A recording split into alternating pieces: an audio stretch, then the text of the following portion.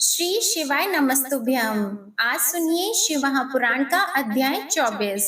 आज के अध्याय में आप जानेंगे महिषासुर के पुत्र गजासुर की तपस्या, काशी के व्याघ्रेश्वर लिंग महात्म्य और काशी के कंदुकेश्वर शिवलिंग के प्रादुर्भाव की कथा का वर्णन है। सनत कुमार जी कहते हैं, व्यास जी अब परम प्रेम पूर्वक शशि मौली शिव के उस चरित्र को श्रवण करो जिसमें उन्होंने त्रिशूल द्वारा दानवराज गजासुर का वध किया था। गजासुर महिषासुर का पुत्र था। जब उसने सुना कि देवताओं से प्रेरित होकर देवी ने मेरे पिता को मार दिया था, तब उसका बदला लेने की भावना से उसने घोर तप किया। उसके तप की ज्वाला से सब जलने लगे। देवताओं ने जाकर ब्रह्मा जी से अपना दुख कहा। तब ब्रह्मा जी ने उसके सामने प्रकट होकर उसकी प्रार्थना अनुसार उसे वरदान दे दिया कि वह काम के वश होने वाले किसी भी स्त्री या पुरुष से नहीं मरेगा, महाबली और सबसे अजेय होगा। वर पाकर वह गर्व में भर गया। सब दिशाओं तथा सब लोकपालों के स्थानों पर उसने अधिकार कर लिया। अंत में भगवान शंकर की राजधानी आनंद वन काशी में जाकर वह सबको सताने लगा। देवताओं ने भगवान शंकर से प्रार्थना की। शंकर काम विजयी हैं ही। उन्होंने घोर युद्ध में उसे हराकर त्रिशूल में पिरो लिया। तब उसने भगवान शंकर का स्तवन किया। शंकर ने उस पर प्रसन्न होकर इच्छित वर मांगने को कहा। तब गजासुर ने कहा, दिगंबर स्वरूप महेशान, यदि आप मुझ पर प्रसन्न हैं, तो अपने त्रिशूल की अग्नि से पवित्र हुए मेरे इस चर्म को आप सदा धारण किए रहें। विभो, मैं पुण्य गंधों की निधि हूँ, इसलिए मेरा यह चर्म चिरकाल तक उग्र तप रूपी अग्नि की ज्वाला में पड़कर भी दग्ध नहीं हुआ है। दिगंबर, यदि मेरा यह चर्म पुण्यवान न होता तो रणांगण में इसे आपके अंगों का संग कैसे प्राप्त होता। शंकर, यदि आप तुष्ट हैं तो मुझे एक दूसरा वर और दीजिए। वह यह है कि आज से आपका नाम कृतिवासा विख्यात हो जाए। सनत कुमार जी कहते हैं, मुनि, गजासुर की बात को सुनकर भक्त वत्सल शंकर ने परम प्रसन्नता पूर्वक महिषासुर नंदन गज से कहा, तथास्तु, अच्छा ऐसा ही होगा। तदंतर प्रसन्न आत्मा भक्त प्रिय महिषान उस दानवराज गज से, जिसका मन भक्ति के कारण निर्मल हो गया था, पुनः बोले। ईश्वर ने कहा, दानवराज, तेरा यह पावन शरीर मेरे इस मुक्ति साधक क्षेत्र काशी में मेरे लिंग के रूप में स्थित हो जाए। इसका नाम कृतिवासेश्वर होगा। यह समस्त प्राणियों के लिए मुक्तिदाता, महान पातकों का विनाशक, संपूर्ण लिंगों में शिरोमणि और मोक्षप्रद होगा। यों कहकर देवेश्वर दिगंबर शिव ने गजासुर के उस विशाल चर्म को लेकर ओढ़ लिया। मुनीश्वर, उस दिन बहुत बड़ा उत्सव मनाया गया। काशी निवासी सारी जनता तथा प्रमथगण हर्षमग्न हो गए। विष्णु, ब्रह्मा आदि देवताओं का मन हर्ष से परिपूर्ण हो गया। वे हाथ जोड़कर महेश्वर को नमस्कार करके उनकी स्तुति करने लगे। सनत कुमार जी कहते हैं, व्यास जी, अब मैं चंद्रमौली के उस चरित्र का वर्णन करूंगा जिसमें शंकर जी ने दुंदुभि निहात नामक दैत्य को मारा था। तुम सावधान होकर श्रवण करो। दीति पुत्र महाबली हिरण्याक्ष के विष्णु द्वारा मारे जाने पर दीति को बहुत दुख हुआ। तब देव शत्रु दुंदुभि निहार्द ने उसको आश्वासन देकर यह निश्चय किया कि देवताओं के बल ब्राह्मण हैं। ब्राह्मण नष्ट हो जाएंगे तो यज्ञ नहीं होंगे। यज्ञ न होने पर देवता आहार न पाने से निर्बल हो जाएंगे। तब मैं उन पर सहज ही विजय पालूंगा। यों विचार करके वह ब्राह्मणों को मारने लगा। ब्राह्मणों का प्रधान स्थान वाराणसी है। यह सोचकर वह काशी पहुंचा और वन में वंचर बनकर समिधा लेते हुए, जल में जलचर बनकर स्नान करते हुए और रात में व्याघ्र बनकर सोते हुए ब्राह्मणों को खाने लगा। एक बार शिवरात्रि के अवसर पर एक भक्त अपनी पर्णशाला में देवाधिदेव शंकर का पूजन करके ध्यानस्थ बैठा था। बलाभिमानी दैत्यराज दुंदुभि निहात ने व्याघ्र का रूप धारण करके उसे खा जाने का विचार किया, परंतु वह भक्त दृढ़ चित्त से शिव दर्शन की लालसा लेकर ध्यान में तल्लीन हो रहा था। इसके लिए उसने पहले से ही मंत्र रूपी अस्त्र का विन्यास कर लिया था। इस प्रकार वह दैत्य उस पर आक्रमण करने में समर्थ न हो सका। इधर सर्वव्यापी भगवान शंभु को उस दुष्ट रूप वाले दैत्य के अभिप्राय का पता लग गया। तब शंकर भगवान ने उसे मार डालने का विचार किया। इतने में ज्यों ही उस दैत्य ने व्याघ्र रूप से उस भक्त को अपना ग्रास बनाना चाहा, त्यों ही जगत की रक्षा के लिए मणि स्वरूप तथा भक्त रक्षण में कुशल बुद्धि वाले त्रिलोचन भगवान शंकर वहां प्रकट हो गए और उसे बगल में दबोचकर उसके सिर पर वज्र से भी कठोर घूंसे से प्रहार किया। उस मुष्टि प्रहार से तथा कांख में दबोचने से वह व्याघ्र अत्यंत व्यथित हो गया और अपनी दहाड़ से पृथ्वी तथा आकाश को कपाता हुआ मृत्यु का ग्रास बन गया। उस भयंकर शब्द को सुनकर तपस्वियों का हृदय कांप उठा। वे रात में ही उस शब्द का अनुसरण करते हुए उस स्थान पर आ पहुँचे। वहां परमेश्वर शिव को बगल में उस पापी को दबाए हुए देखकर सब लोग उनके चरणों में पड़ गए और जय जयकार करते हुए उनकी स्तुति करने लगे। फिर महेश्वर ने कहा, जो मनुष्य यहाँ आकर श्रद्धा पूर्वक मेरे इस रूप का दर्शन करेगा, निसंदेह मैं उसके सारे उपद्रवों को नष्ट कर दूंगा। जो मानव मेरे इस चरित्र को सुनकर और हृदय में मेरे इस लिंग का स्मरण करके संग्राम में प्रवेश करेगा, उसे अवश्य विजय की प्राप्ति होगी। मुने, जो मनुष्य व्याघ्रेश्वर के प्राकट्य से संबंध रखने वाले इस परम उत्तम चरित्र को सुनेगा अथवा दूसरों को सुनाएगा, पढ़ेगा या पढ़ाएगा, वह अपनी समस्त मनोवांछित वस्तुओं को प्राप्त कर लेगा और अंत में संपूर्ण दुखों से रहित होकर मोक्ष का भागी होगा। शिव लीला संबंधी अमृतमय अक्षरों से परिपूर्ण यह अनुपम आख्यान स्वर्ग, यश और आयु का देने वाला तथा पुत्र पौत्र की वृद्धि करने वाला है। सनत कुमार जी कहते हैं, व्यास जी, जिस प्रकार परमेश्वर शिव ने संकेत से दैत्य को लक्ष्य कराकर अपनी प्रिया द्वारा उसका वध कराया था, उनके उस चरित्र को तुम परम प्रेम पूर्वक श्रवण करो। विदल और उत्पल नामक दो महादैत्य थे। उन्होंने ब्रह्मा जी से किसी पुरुष के हाथ से न मरने का वर प्राप्त करके सब देवताओं को जीत लिया था। तब देवताओं ने ब्रह्मा जी के पास जाकर अपना दुख सुनाया। उनकी कष्ट कहानी को सुनकर ब्रह्मा जी ने उनसे कहा, तुम लोग शिवा सहित शिव का आदर पूर्वक स्मरण करके धैर्य धारण करो। वे दोनों दैत्य निश्चय ही देवी के हाथों मारे जाएंगे। शिवा सहित शिव परमेश्वर कल्याणकर्ता और भक्त वत्सल हैं। वे शीघ्र ही तुम लोगों का कल्याण करेंगे। सनत कुमार जी कहते हैं, मुने, देवों से यों कहकर ब्रह्मा जी शिव का स्मरण करते हुए मौन हो गए। तब देवगण भी आनंदित होकर अपने अपने धाम को लौट गए।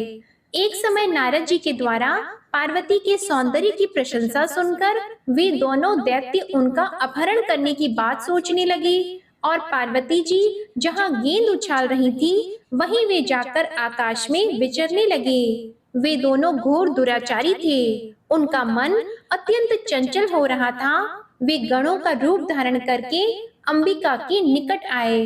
तब दुष्टों का संहार करने वाले शिव ने अवहेलना पूर्वक उनकी ओर देखकर उनके नेत्रों से प्रकट हुई चंचलता के कारण तुरंत उन्हें पहचान लिया। फिर तो सर्वस्वरूपी महादेव ने दुर्गति नाशिनी दुर्गा को कटाक्ष द्वारा सूचित कर दिया कि ये दोनों दैत्य हैं, गण नहीं हैं। तात तब पार्वती अपने स्वामी महाकौतुकी परमेश्वर शंकर के उस नेत्र संकेत को समझ गईं। तदंतर सर्वज्ञ शिव की अर्धांगिनी पार्वती ने उस संकेत को समझकर उसी गेंद से एक साथ ही उन दोनों पर चोट की। तब महादेवी की गेंद से आहत होकर वे दोनों महाबली दुष्ट दैत्य चक्कर काटते हुए उसी प्रकार भूतल पर गिर पड़े, जैसे वायु के झोंके से चंचल होकर दो पके हुए ताड़ के फल अपनी डंठल से टूटकर गिर पड़ते हैं, अथवा जैसे वज्र के आघात से महागिरी के दो शिखर ढह जाते हैं। इस प्रकार अकार्य करने के लिए उद्यत उन दोनों महादैत्यों को धराशायी करके वह गेंद लिंग रूप में परिणत हो गया। समस्त दुष्टों का निवारण करने वाला वह लिंग कंदुकेश्वर के नाम से विख्यात हुआ और ज्येष्ठेश्वर के समीप स्थित हो गया। काशी में स्थित कंदुकेश्वर लिंग दुष्टों का विनाशक, भोग मोक्ष का प्रदाता और सर्वदा सत्पुरुषों की समस्त कामनाओं को पूर्ण करने वाला है। जो मनुष्य इस अनुपम आख्यान को हर्ष पूर्वक सुनता, सुनाता अथवा पढ़ता है, उसे भय का दुख नहीं होता। वह इस लोक में नाना प्रकार की संपूर्ण उत्तमोत्तम सुखों को भोगकर अंत में देव दुर्लभ दिव्य गति को प्राप्त कर लेता है। ब्रह्मा जी कहते हैं, मुनि सत्तम, मैंने तुमसे रुद्र संहिता के अंतर्गत इस युद्ध खंड का वर्णन कर दिया। यह खंड संपूर्ण मनोरथों का फल प्रदान करने वाला है। इस प्रकार मैंने पूरी की पूरी रुद्र संहिता का वर्णन कर दिया है।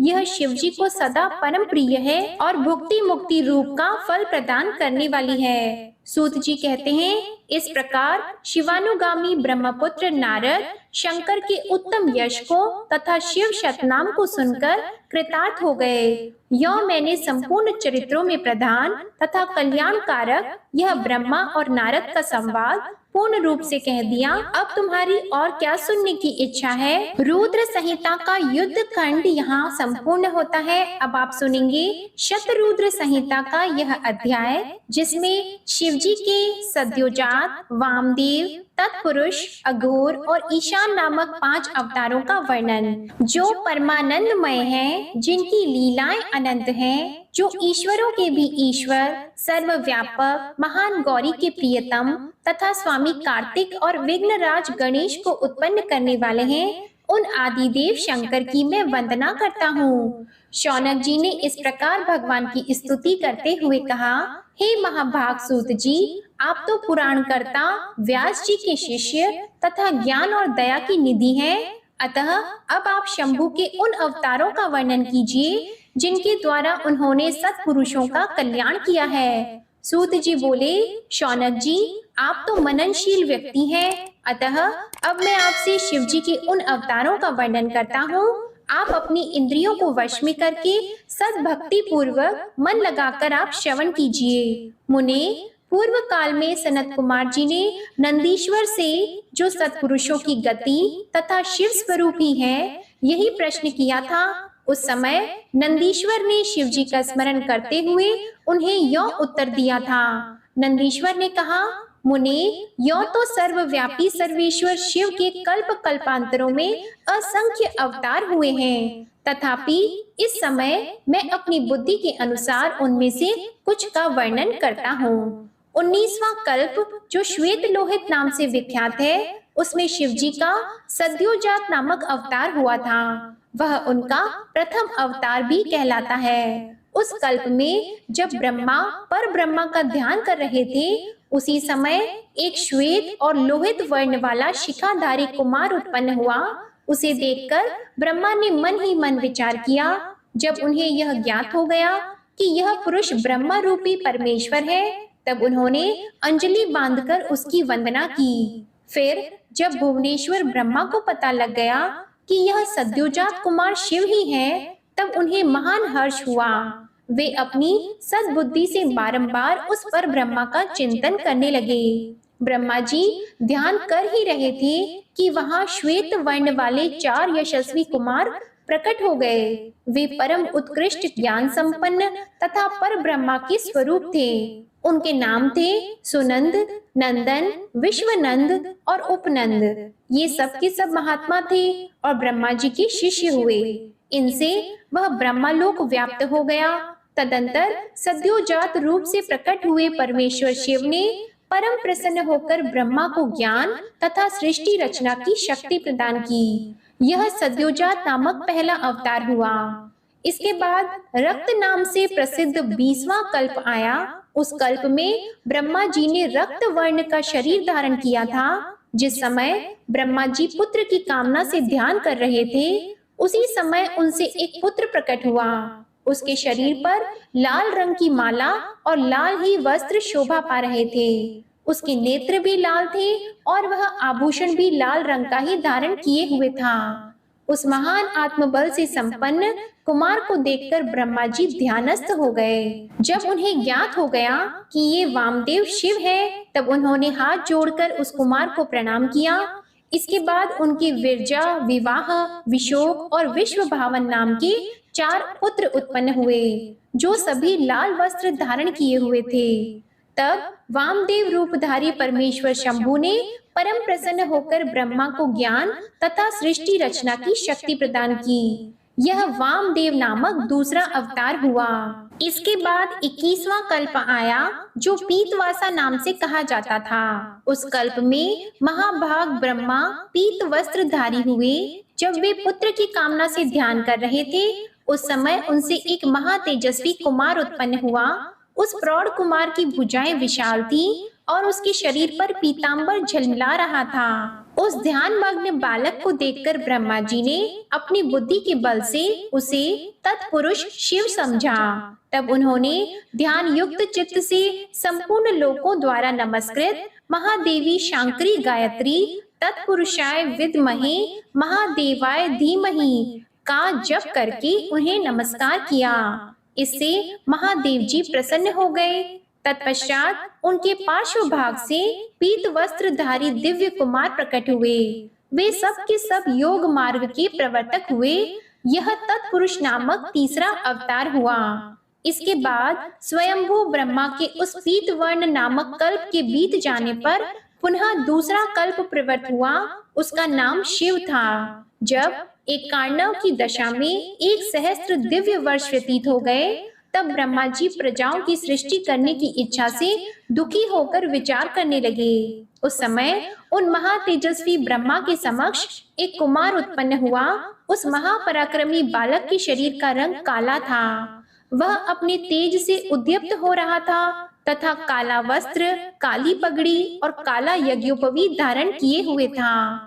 उसका मुकुट भी काला था और स्नान के पश्चात अनुलेपन चंदन भी काले रंग का ही था। उस भयंकर पराक्रमी महामनस्वी देव देवेश्वर अलौकिक कृष्ण पिंगल वर्ण वाले अघोर को देखकर ब्रह्मा जी ने उनकी वंदना की। इसके पश्चात ब्रह्मा जी उन भक्त वत्सल अविनाशी अघोर को ब्रह्मा रूप समझकर इष्ट वचनों द्वारा उनकी स्तुति करने लगे। तब उनके पार्श्व भाग से कृष्ण वर्ण वाले तथा काले रंग का अनुलेपन धारण किए हुए 4 महामनस्वी कुमार उत्पन्न हुए।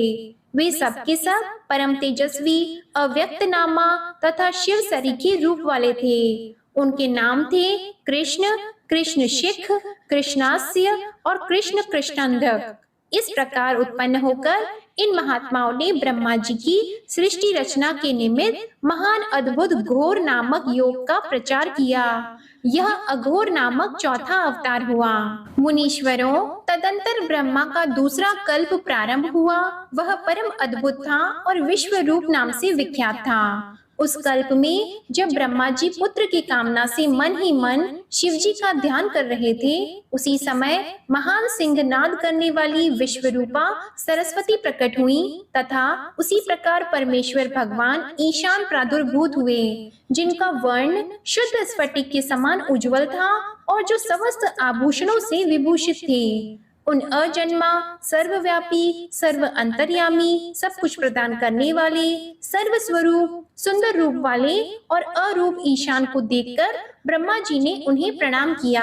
तब शक्ति सहित विभु ईशान ने भी ब्रह्मा को सन्मार्ग का उपदेश देकर 4 सुंदर बालकों की कल्पना की। उन उत्पन्न हुए शिशुओं का नाम था जटी, मुंडी, शिखंडी और अर्धमुंड। वे योग अनुसार सधर्म का पालन करके योग गति को प्राप्त हो गए। यह ईशान नामक 5वां अवतार हुआ। सर्वज्ञ सनत कुमार जी, इस प्रकार मैंने जगत की हित कामना से सद्योजात आदि अवतारों का प्राकट्य संक्षेप से वर्णन किया है। उनका वह सारा लोक हितकारी व्यवहार तथ्य रूप से ब्रह्मांड में वर्तमान है। महेश्वर की ईशान, पुरुष, घोर, वामदेव और ब्रह्मा, ये 5 मूर्तियां विशेष रूप से प्रसिद्ध हैं। इनमें ईशान, जो शिव स्वरूप तथा सबसे बड़ा है, पहला कहा जाता है। वह साक्षात प्रकृति के भोक्ता क्षेत्र में निवास करता है। शिव जी का दूसरा स्वरूप तत्पुरुष नाम से विख्यात है। वह गुणों के आश्रय रूप तथा भोग्य सर्वज्ञ में अधिष्ठित है। पिनाकधारी शिव का जो अघोर नामक तीसरा स्वरूप है, वह धर्म के लिए अंगों सहित बुद्धि तत्व का विस्तार करके अंदर विराजमान रहता है। वामदेव नाम वाला शंकर का चौथा स्वरूप अहंकार का अधिष्ठान है। वह सदा अनेकों प्रकार का कार्य करता रहता है। विचारशील बुद्धिमानों का कथन है कि शंकर जी का ईशान संज्ञक स्वरूप सदा कर्ण, वाणी और सर्वव्यापी आकाश का अधीश्वर है तथा महेश्वर का पुरुष नामक रूप त्वक, पाणी और स्पर्श गुण विशिष्ट वायु का स्वामी है। मनीषी गण अघोर नाम वाले रूप को शरीर, रस, रूप और अग्नि का अधिष्ठान बताते हैं। शंकर जी का वामदेव संज्ञक स्वरूप रसना, पायु, रस और जल का स्वामी कहा जाता है। प्राण, उपस्थ, गंध और पृथ्वी का ईश्वर शिव जी का सद्योजात नामक रूप बताया गया है। कल्याणकामी मनुष्यों को शंकर जी के इन स्वरूपों की सदा प्रयत्न पूर्वक वंदना करनी चाहिए, क्योंकि ये श्रेय प्राप्ति में एकमात्र हेतु हैं। जो मनुष्य इन सद्योजात आदि अवतारों के प्राकट्य को पढ़ता अथवा सुनता है, वह जगत में समस्त काम्य भोगों का उपभोग करके अंत में परम गति को प्राप्त होता है। नंदीश्वर जी कहते हैं, ऐश्वर्यशाली मुनि, अब तुम महेश्वर के उन श्रेष्ठ अवतारों का वर्णन श्रवण करो जो लोक में सबके संपूर्ण कार्यों को पूर्ण करने वाले अतएव सुखदाता हैं। तात यह जगत उन परमेश्वर शंभु की 8 मूर्तियों का स्वरूप है। जैसे सूत में मणियां पिरोई रहती हैं, उसी तरह यह विश्व उन 8 मूर्तियों में व्याप्त होकर स्थित है। वे प्रसिद्ध 8 मूर्तियां ये हैं: शर्व, भव, रुद्र, उग्र, भीम, पशुपति, ईशान और महादेव। शिव जी की इन शर्व आदि 8 मूर्तियों द्वारा पृथ्वी, जल, अग्नि, वायु, आकाश, क्षेत्रज्ञ, सूर्य और चंद्रमा अधिष्ठित हैं। शास्त्र का ऐसा निश्चय है कि कल्याणकर्ता महेश्वर का विश्वंभरात्मक रूप ही चराचर विश्व को धारण किए हुए है। परमात्मा शिव का सलिलात्मक रूप, जो समस्त जगत को जीवन प्रदान करने वाला है, भव नाम से कहा जाता है। जो जगत के बाहर और भीतर वर्तमान है और स्वयं ही विश्व का भरण पोषण करता है तथा स्पंदित होता है, उग्र रूपधारी प्रभु के उस रूप को सत्पुरुष उग्र कहते हैं। महादेव जी का जो सबको अवकाश देने वाला सर्वव्यापी आकाशात्मक रूप है, उसे भीम कहते हैं। वह भूत वृंद का भेदक है। जो रूप समस्त आत्माओं का अधिष्ठान, संपूर्ण क्षेत्रों में निवास करने वाला और जीवों के भव पाश का छेदक है, उसे पशुपति का रूप समझना चाहिए। महेश्वर का संपूर्ण जगत को प्रकाशित करने वाला जो सूर्य नामक रूप है, उसे ईशान कहते हैं। वह द्युलोक में भ्रमण करता है। अमृतमयी रश्मियों वाला जो चंद्रमा संपूर्ण विश्व को आह्लादित करता है, शिव का वह रूप महादेव नाम से पुकारा जाता है। आत्मा परमात्मा शिव का 8वां रूप है। यह मूर्ति अन्य मूर्तियों की व्यापिका है, इसलिए सारा विश्व शिवमय है। जिस प्रकार वृक्ष के मूल को सींचने से उसकी शाखाएं पुष्पित हो जाती हैं, उसी तरह शिव का पूजन करने से शिव स्वरूप विश्व परिपुष्ट होता है। जैसे इस लोक में पुत्र पौत्र आदि को प्रसन्न देखकर पिता हर्षित होता है, उसी तरह विश्व को भली भांति हर्षित देखकर शंकर जी को आनंद मिलता है। इसलिए यदि कोई किसी भी देहधारी को कष्ट देता है, तो निसंदेह मानो उसने अष्टमूर्ति भगवान शिव का ही अनिष्ट किया है। सनत कुमार जी, इस प्रकार भगवान शिव अपनी अष्ट मूर्तियों के द्वारा समस्त विश्व को अधिष्ठित करके विराजमान है। अतः तुम पूर्ण भक्ति भाव से उन परम कारण रुद्र का भजन करो। फिर सनत कुमार जी, अब तुम शिव जी के अनुपम अर्धनारीश्वर रूप का वर्णन सुनो। महाप्राज्ञ, वह रूप ब्रह्मा की कामनाओं को पूर्ण करने वाला है। सृष्टि के आदि में जब सृष्टिकर्ता ब्रह्मा द्वारा रची हुई सारी प्रजाएं विस्तार को नहीं प्राप्त हुई, तब ब्रह्मा उस दुख से दुखी होकर चिंताकुल हो गए। उसी समय यो आकाशवाणी हुई, ब्राह्मण अब मैथुनी सृष्टि की रचना करो। उस व्योम वाणी को सुनकर ब्रह्मा ने मैथुनी सृष्टि उत्पन्न करने का विचार किया, परंतु इससे पहले नारियों का कुल ईशान से प्रकट ही नहीं हुआ था, इसलिए पद्मयोनि ब्रह्मा मैथुनी सृष्टि रचने में समर्थ न हो सके। तब वे यों विचार कर कि शंभु की कृपा के बिना मैथुनी प्रजा उत्पन्न नहीं हो सकती, तप करने को उद्यत हो गए। उस समय ब्रह्मा पराशक्ति शिवा सहित परमेश्वर शिव का प्रेम पूर्वक हृदय में ध्यान करके घोर तप करने लगे। इसके बाद तपो अनुष्ठान में लगे हुए ब्रह्मा की उस तीव्र तप से थोड़े ही समय में शिवजी प्रसन्न हो गए।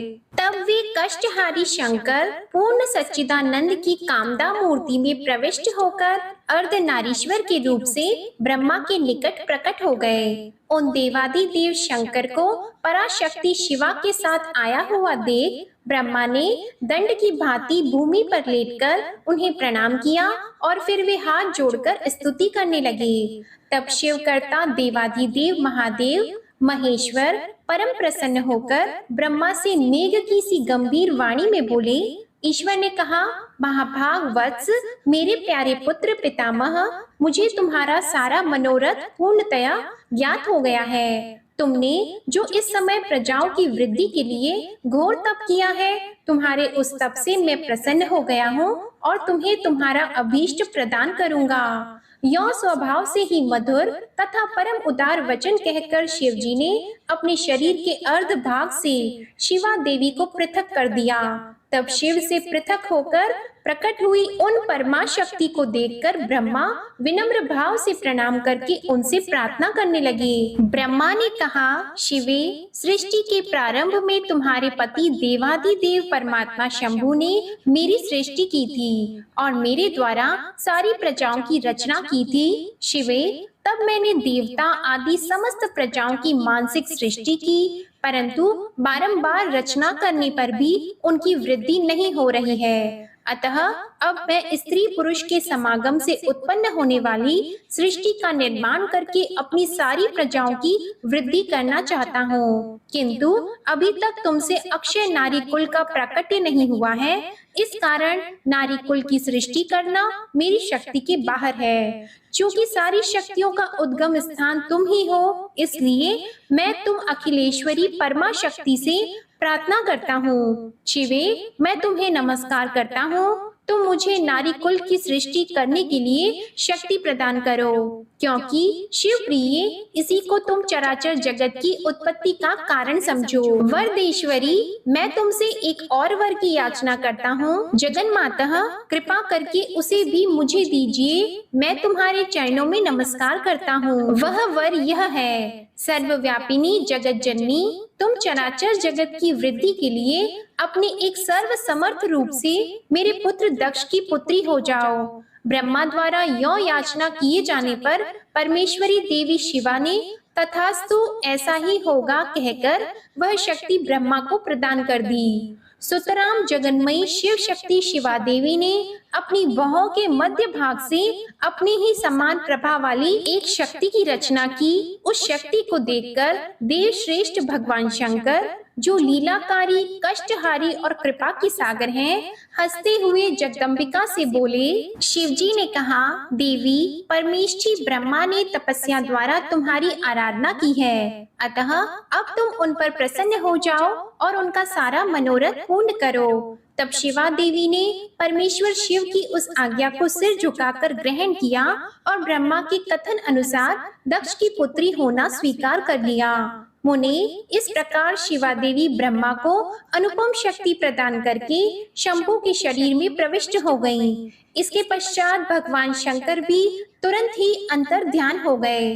तभी से इस लोक में स्त्री भाग की कल्पना हुई और मैथुनी सृष्टि चल पड़ी। इससे ब्रह्मा को महान आनंद प्राप्त हुआ। तात, इस प्रकार मैंने तुमसे शिवजी के महान अनुपम अर्ध नारी नरार्ध रूप का वर्णन कर दिया। यह सत्पुरुषों के लिए मंगलदायक है। नंदीश्वर कहते हैं, सर्वज्ञ सनत कुमार जी, एक बार रुद्र ने हर्षित होकर ब्रह्मा जी से शंकर के चरित्र का प्रेम पूर्वक वर्णन किया था। वह चरित्र सदा परम सुखदायक है, उसे तुम श्रवण करो। वह चरित्र इस प्रकार है। शिव जी ने कहा था, ब्रह्मा, 12 कल्प के 7वें मनवंतर में संपूर्ण लोकों को प्रकाशित करने वाले भगवान कल्पेश्वर जो तुम्हारे प्रपौत्र हैं, वैवस्वत मनु के पुत्र होंगे। तब उस मनवंतर की चतुर्युगियों के किसी द्वापर युग में मैं लोकों पर अनुग्रह करने तथा ब्राह्मणों का हित करने के लिए प्रकट होऊंगा। ब्रह्मा, युग प्रवृत्ति के अनुसार उस प्रथम चतुर्युगी के प्रथम द्वापर युग में जब प्रभु स्वयं ही व्यास होंगे, तब मैं उस कलयुग के अंत में ब्राह्मणों के हितार्थ शिवा सहित श्वेत नामक महामुनि होकर प्रकट होऊंगा। उस समय हिमालय के रमणीय शिखर छागल नामक पर्वत श्रेष्ठ पर मेरे शिखाधारी 4 शिष्य उत्पन्न होंगे। उनके नाम होंगे श्वेत, श्वेतशिख, श्वेताश्व और श्वेत लोहित। वे चारों ध्यान योग के आश्रय से मेरे नगर में जाएंगे। वहां वे मुझ अविनाशी को तत्वतः जानकर मेरे भक्त हो जाएंगे तथा जन्म, जरा और मृत्यु से रहित होकर पर ब्रह्मा की समाधि में लीन रहेंगे। वत्स पितामह, उस समय मनुष्य ध्यान के अतिरिक्त दान, धर्म आदि कर्म हेतुक साधनों द्वारा मेरा दर्शन नहीं पा सकेंगे। दूसरे द्वापर में प्रजापति सत्य व्यास होंगे। उस समय मैं कलयुग में सुतार नाम से उत्पन्न होऊंगा।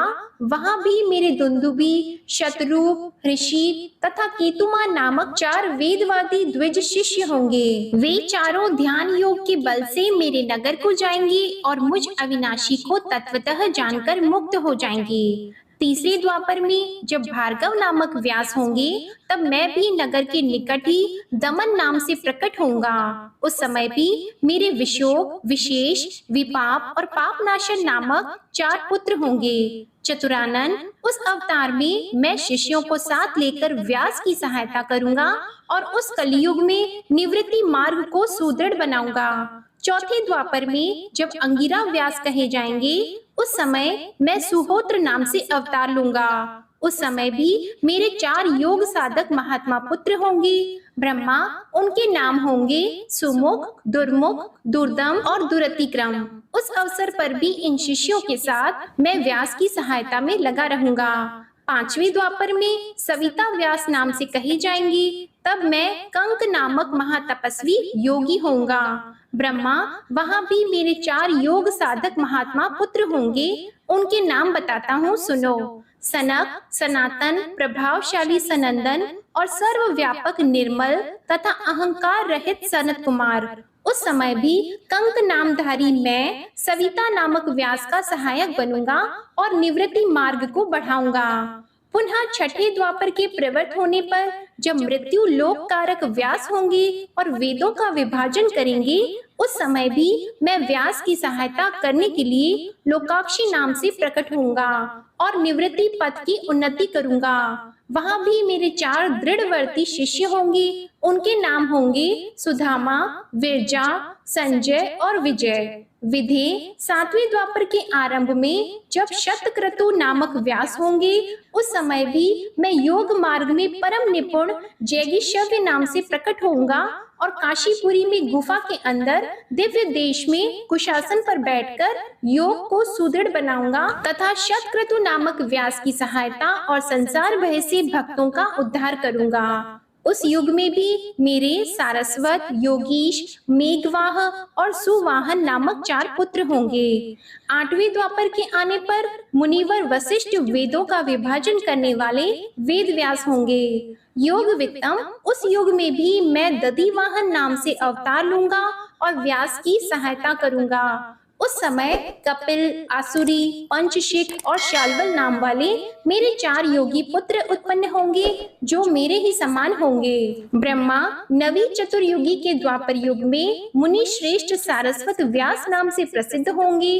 उन व्यास के निवृत्ति मार्ग की वृद्धि के लिए ध्यान करने पर मैं ऋषभ नाम से अवतार लूंगा। उस समय पाराशर, गर्ग, भार्गव और गिरीश नाम के 4 महायोगी मेरे शिष्य होंगे। प्रजापति, उनके सहयोग से मैं योग मार्ग को सुदृढ़ बनाऊंगा। सन मुनि, इस प्रकार मैं व्यास का सहायक बनूंगा। ब्रह्मा, उसी रूप से मैं बहुत से दुखी भक्तों पर दया करके उनका भव सागर से उद्धार करूंगा। मेरा वह ऋषभ नामक अवतार योग मार्ग का प्रवर्तक, सारस्वत व्यास के मन को संतोष देने वाला और नाना प्रकार से रक्षा करने वाला होगा।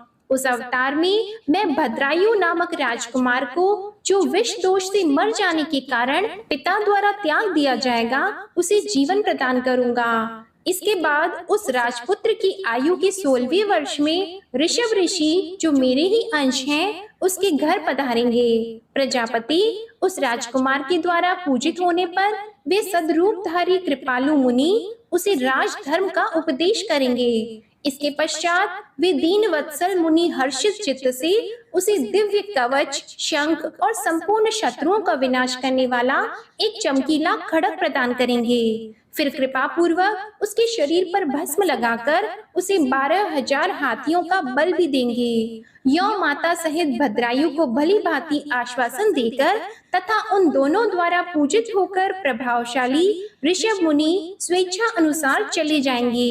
ब्रह्मा तब राजर्षि भद्रायु भी रिपु गणों को जीतकर और कीर्ति मालिनी के साथ विवाह करके धर्म पूर्वक राज्य करेगा। मुने, मुझ शंकर का वह ऋषभ नामक नवा अवतार ऐसा प्रभाव वाला होगा, वह सत्पुरुषों की गति तथा दीनों के लिए बंधु सा हितकारी होगा। मैंने उसका वर्णन तुम्हें सुना दिया। यह ऋषभ चरित्र परम पावन, महान तथा स्वर्ग, यश और आयु को देने वाला है, अतः इसे प्रयत्न पूर्वक सुनना अथवा सुनाना चाहिए। शिव जी कहते हैं, ब्रह्मा 10वें द्वापर में त्रिधामा नाम के मुनि व्यास होंगे। वे हिमालय के रमणीय शिखर पर्वत उत्तम भृगु तुंग पर निवास करेंगे। वहाँ भी मेरे श्रुति विदित 4 पुत्र होंगे।